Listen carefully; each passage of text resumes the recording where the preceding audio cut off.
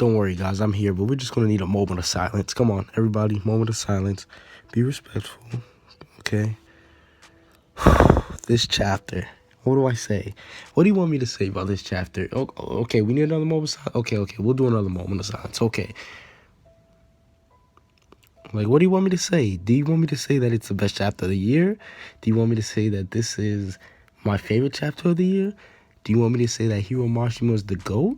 Like, that's an understatement. All those are understatements. So, okay, we'll take one more moment. One more. Okay, we're good. I think we're okay. But this chapter, flawless, beautiful, 1,000,000 out of 20,000. Yeah, 1,000,000 out of 20,000. This chapter, oh my god, this chapter of Fairy Tail is just amazing, man. Okay, where do I even start with this chapter? Okay, because so many revelations, so many big plot points, so much of everything, just perfect chapter. This was just a perfect chapter, man. I mean, I don't know how Hiro Mashima can top this. Like, I honestly don't know how he can top this. I mean, just the simple fact that we got all this stuff revealed. Okay, let me start from the beginning. Okay, first off, I'm happy that we finally got revealed Erza's father. Now, I'm not happy in the sense that when I was like, okay, we need to see Erza's father. Like, I'm not one of the people who were begging to see Erza's father, but the fact that we even got revealed that makes me believe that, okay, Hiro Mashima, he's not going to be forgetting about the parents of the main characters, so we're actually going to dive in to more of the past of Natsu and his parents. So that's one thing, because Erza, if Hiro Mashima was willing to give someone like Erza, and I'm not saying that Erza's like I'm like, this isn't an insult to her character, like her role, but if he's willing to give someone like Erza parents characterization like her dad, then there's without a doubt has to be done for both Natsu and Zeref. Their parents, since this is one of the main characters and the main villain, yeah, they're definitely gonna have to get some type of characterization. So I can't wait. So I'm happy that he did this with Erza's dad, because this is basically showing that we're gonna get more on the other people's parents. But speaking of Erza's dad, talk about the biggest pussy of all time. I mean, this guy was straight up pussy with a capital P.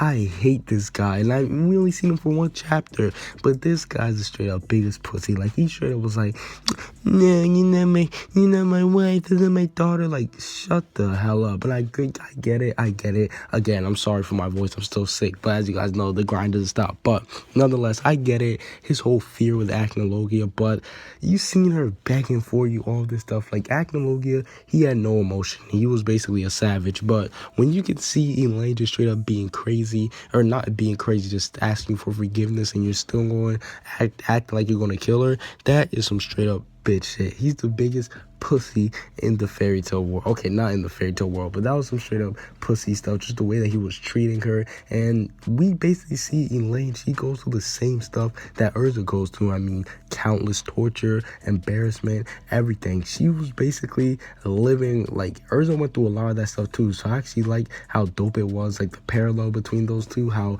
they both went through all the torturing, all this stuff. And like, I just like that a lot. And I think that Hiro Mashima did that on purpose, because Erza's character, she has a very, very dark past. I mean, it had to do with child slavery, it had to do with torture, all that stuff. So the fact that her mother went through the same thing, it's kind of showing, hey, if you're a Scarlet or a Bellarizion, I don't know how to pronounce that. Don't try to break my neck. You guys know I don't know how to pronounce it. But if you guys are either a Bellarizion or if you're a Scarlet, you're destined for torture. That's just facts. But no, in all seriousness, I like that scene a lot. And yo, the biggest thing that I gotta say from this chapter, the most hype thing, the dragon part. You guys are lucky my voice is gone, bro. I would have been screaming like, yeah. Like, yo, yeah. When she turned into a dragon, I was like, No. Oh, yeah. Oh, yeah. I'm just thinking about it. Yeah, that shit was so hype. She straight up turned into a dragon and she was like, I'm out of here, nigga. Like, that shit was so dope. Like, I just love that part so much because, listen, Logia, as you guys know, that is my second favorite character and I mainly like him a lot because he could turn into a dragon. So, when we see Urza's mom go like, yeah, just turn into a dragon, just fly away, I'm like, damn, this is hot. This is hot. I can't even lie. This is hot. And not to mention the fact, I'm happy that she actually did kill that don't even get me started on that fuckboy. I'm happy that she killed him off because he was acting on some nut shit. He was about to try to kill her. And I also do like the fact that Urza, because a lot of people, they were questioning why wasn't Urza born or anything, or why was she, they're questioning like back in the whole Laxus arc, how come she was able to escape from Freed's little enchantment and stuff. Well, we finally get an explanation. It turns out that she actually wasn't born back then, like with like way back then during the Civil War, but she was basically found by Zeref and everything after she lived for like 80 million years. And I actually like the fact, okay, it wasn't 80 million years, it was like, 100 couple of years, but I actually do like the fact that it also did say that she basically used enchantment magic to basically keep her alive and keep her in her womb because she didn't want to have her born in this bitch ass little rundown prison. That was dope of Elaine. Like, Elaine, she had the characteristics to be like a, like, I'm not gonna say she's like a bad character or anything, 'cause I like her character, but in terms of like a mother-wise and caring-wise, she could have been up there with one of the most carefree, with caretaking persons, just the way how she wanted to treat Urza. But back to the whole dragon part, that was dope. Seeing her just go away and just the dragon design in general, like, that was just amazing to me. I like that a lot. And then the whole thing with, yo, her meeting Zeref, my jaw dropped. Like, literally, my jaw dropped. Like, I had to pick it up. It's like somebody literally punched me and my jaw fell out. But when she met Zeref, I was like, damn. So my little theory about him having a connection with all four of the main characters' parents basically come true because he's the one who basically found her. He gave her hope. When we gave him hope, shout out to everybody who knows that what lyric I'm referring to, but no, he basically ended up giving her hope and he basically got her back on her feet. And that was pretty dope seeing those two characters interact because not only did he like give her, like, get her back to normal, but he actually got her like to take off the whole dragon transformation. So I found that dope and interesting a lot, and I just love seeing the little connection between those two. And now we know why somebody like Elaine is so loyal to Zeref, because a lot of people, including myself for a little bit, like when Elaine was first introduced and when she did the Universe 1 magic, I was thinking to myself, okay, that magic seems OP, so why did she just like take Fairy Heart for herself, or why did she just like try to like overthrow Zeref, not overthrow Zeref, but like try to like sneak attack Zeref or something like that? Like, why is somebody as strong as her working underneath Zeref? I'm not gonna say it didn't make sense, but it would have kind of, I would have been able to understand if she did try to like overthrow Zeref. But now we find out why she's so loyal to Zeref. The fact that Zeref is the one who basically saved her life, and I mean, that was actually pretty dope to see. I like that a lot. And the last thing I want to discuss, or at least one of the last things I want to discuss, Urza.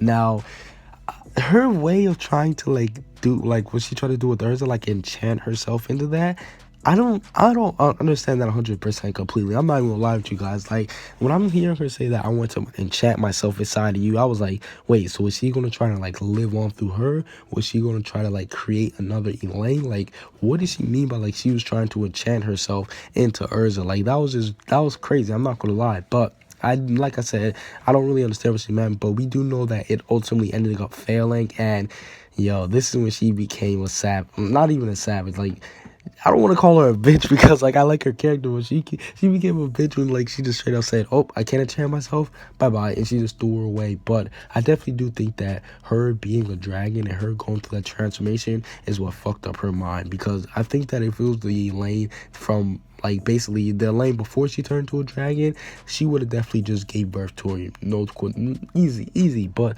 the fact that she had to just go out there and the fact that she actually turned to a dragon messed up her mind, and it ended up like corrupting her. Let's be honest here. So that's one thing. And then last but not least, Erza versus Elaine. It looks like it's about to go down in the DMs. They're about to start fighting. And if I'm not mistaken, Erza, she's actually using the Nakagami armor right now. I know a lot of people, Nakagami.